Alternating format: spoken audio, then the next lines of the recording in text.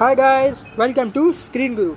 So here I am with a very new video. This will be a short video, so don't worry about the time extension, and it will be one of the most important as well. It will be about national emblems of some countries, specific countries जो exam पे बार बार पूछी जाते हैं. ठीक है. And we should also know as a general knowledge thing in our daily life. आपको बेसिक नॉलेज होना चाहिए ये सब के बारे में. आप जब कंट्रीज़ कोई घूम रहे हो तो उसको बेसिक नॉलेज तो होना चाहिए ना. So this video will be like छोटा पैकेट बड़ा धमाका. ठीक है, तो आखिर तक बने रहिएगा वीडियो के एंड तक मेरे साथ. So let's start it with a quote. And you might have observe that the quote today is a bit invisible. Like उसका बैकग्राउंड और वो थोड़ा कलर मिक्स हो रहा है, तो मैंने वो पर्पसली रखा है क्योंकि वो कोट आप रिलेट कर सकोगे इस थिंग से. So the quote says be invisible today to be valuable tomorrow. And valuable is the highlighted word. So friends, by being invisible, it means that you should not be so very active on different kinds of social media accounts, or you should not just you should not just give away all your plans, all your dreams, all your passions to everyone around you. आपको सब कुछ बताने की, सब कुछ जताने की ज़रूरत नहीं है कि आप ये कर रहे हो, आप वो करने वाले हो, आपका ये ड्रीम है, आपका ये करियर है. So be invisible means make your own hustle, make your own life first. Work hard on yourself. You are not here to impress anyone else, but to live your own life, to find your own purpose, right? So be invisible means that only, that you should work on yourself and not just showcase to the world whatever you are doing, and that will surely take you a place in which you will be having a very valuable tomorrow or a priceless tomorrow. ठीक है. So on this positive note, we'll be starting our video. So this is about countries and then national emblems. So the first is our very beloved motherland, that is India. तो India को मैंने specifically red colour में लिखा है. So red colour here signifies the love, affection and compassion which all Indians have towards each other as well as for the whole world. And it also signifies the bravery, valor and sacrifice of our warriors, not just of the past but also of the current forces. ठीक है, तो उसी के कारण मैंने वो red colour में दिया है. So the national emblem of India is lion capital. You should know that it has been taken from Ashoka pillar which is in Sarnath. Sarnath region का नाम है. अगर कोई क्वेश्चन आता है कहाँ से अशोक पिलर मिला है तो आपको पता होना चाहिए दैट इज़ फ्रॉम सारनाथ. ठीक है, वो अशोक पिलर से लिया है, लायन कैपिटल. ठीक है, अशोक स्तंभ भी बोलते हैं उसे. वो 4 लायंस वाला जो हमें हर करेंसी पे मोस्टली आपको सभी जगह दिखेगा, that is the lion capital. One more important thing, in my video I only included the national emblems which are unique and which are most important. कोई कंट्रीज़ के कैसा है, नेशनल एम्ब्लेम्स स्पेसिफिक नहीं होते.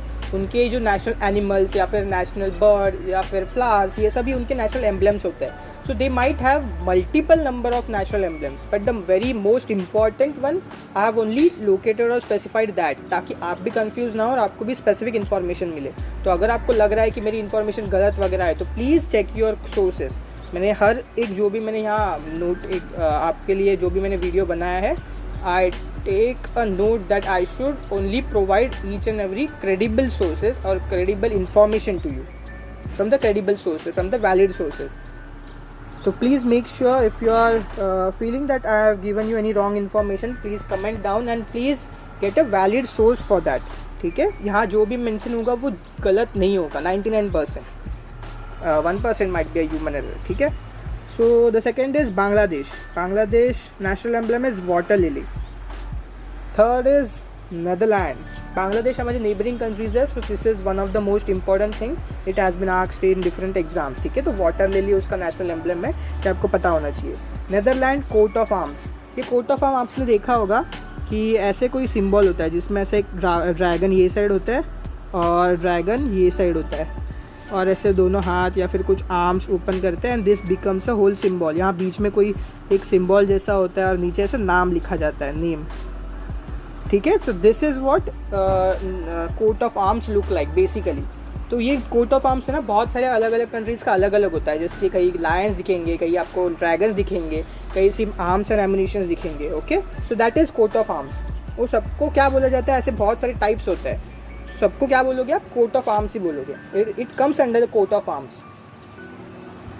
चलिए आगे बढ़ते हैं। यूके, यूनाइटेड किंगडम के बहुत सारे एम्बलम्स है। Rose is of England, one of the major, ठीक है। फिर वेल्स, स्कॉटलैंड, वो सबका अलग अलग है, ठीक है। But rose, UK United Kingdom का मेन जो रीजन है that is England, and that is it has the national emblem rose. बाकी के आपको कोई अदर वेबसाइट पे आपको मिल जाएंगे, लेकिन रोज आपको याद रखना है। यूनाइटेड किंगडम का पूछा गया तो first preference would be given to rose. USA, United States of America, it has the national symbol bald eagle. Bald eagle ये एक specific I can say specific species है ईगल की, वो उनका नेशनल एम्बलम है, ठीक है। The next is Italy. Italy का भी मैंने जैसे कि बोला था कोट ऑफ आर्म्स, ये दोनों सेम वैसे एम्बलम नहीं है। कोट ऑफ आर्म इनका कुछ अलग होता है, इनका कुछ अलग होता है, लेकिन उनको बोलोगे आप कोट ऑफ आर्म्स ही बोलोगे, ठीक है। तो Italy also has a national emblem which is coat of arms. Then we have Australia, a island nation. It has kangaroo, तो आपको पता है उनका नेशनल एनिमल भी है, उनका नेशनल एम्बलम भी है, एक सिंबल की तरह। And then we have golden wattle, this is a flowering plant, ठीक है। ये फ्लावर को भी बोल सकते हो आप, फ्लावर का नाम होता है गोल्डन वाटल फ्लावर, ठीक है। आप गूगल पे सर्च कर लोगे, आपको इसकी मीनिंग इमेजेस वीडियोस वगैरह मिल जाएंगे गोल्डन वाटल के ऊपर। Very beautiful flower. Next is New Zealand. New Zealand का नेशनल एम्बलम है सिल्वर फर्न, याद रखना silver fern, very specific, very unique New Zealand का। जर्मनी, जर्मनी का वापस ईगल, यहाँ से फेडरल आपको ज्वाइन करना है, the federal eagle. Federal eagle is the national emblem of Germany, तो ऐसे याद रख सकते हो आप, Germany federal eagle. Then Norway again, coat of arms, Norway 3 बार कोट ऑफ आर्म्स हो गया, देखिए नॉर्वे का कोट ऑफ आर्म्स, इटली का कोट ऑफ आर्म्स, नीदरलैंड का कोट ऑफ आर्म्स, ओके। तो ये आपको ऐसे याद रख सकते हो आप, अलग अलग टेक्निक्स यूज़ करके कि हाँ 3 सेम है तो 3 में एक साथ याद रख लो, ऐसे भी कर सकते हो। Then France has a different name for a lily, उसके स्पीशीज़ का फ्योर दी ऐसा कुछ है, लेकिन that is basically known as lily, okay. तो फ्रांस का नेशनल एम्बलम है लिली, लेकिन आपको एग्जाम में दूसरा नाम भी दिया जा सकता है, दैट स्टार्ट्स फ्रॉम फ्योर दे, ऐसा कुछ है। तो वो क्या है, वो लिली है। ऐसा मत बोलना अरे यार ये क्या स्क्रीन गुरु सर ने कुछ अलग ही सिखा दिया, या फिर यार कोई भी वीडियो ऐसे ही बना रहा है, ठीक है। बहुत मेहनत लगती है सब चीज़ को आप वैलिड करने के लिए, फिर सही इन्फॉर्मेशन ढूंढ के आप तक लाने के लिए, okay. The next is Iran. It has also been asked, Iran को भी बहुत बार पूछा गया है, अलग अलग एग्जाम्स में आप देख सकते हो। ईरान का नेशनल एम्बलम है lion and the sun. Basically first difference is lion, अगर ऑप्शन में हो, और सन भी होगा तो बहुत अच्छा है, lion and the sun. Spain again, eagle, one of the most prominent, famous, particular, unique, special bird, eagle. इसका है स्पेन का, ठीक है, स्पेन का है ईगल। ईगल किसका है, और यूएसए का भी है और जर्मनी का भी है। जर्मनी का फेडरल ईगल, यूएसए का ब्लैड ईगल, एंड स्पेन का सिर्फ ईगल।